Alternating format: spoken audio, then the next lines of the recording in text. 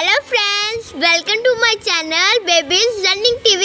Let's see, we are going to learn about poem आलू के चालू बेटा। आलू के चालू बेटा कहाँ गए थे? बैंगन की टोकरी में सो रहे थे। बैंगन ने लात मारी रो रहे थे। मम्मी ने प्यार किया हंस रहे थे। भैया ने लड्डू दिए खा रहे थे। पापा ने पैसे दिए नाच रहे थे। आलू के चालू बेटा कहाँ गए थे? आलू के चालू बेटा कहाँ गए थे?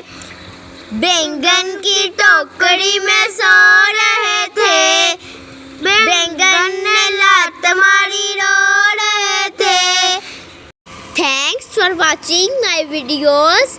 Please support me and subscribe my channel Baby's Learning TV. Thanks.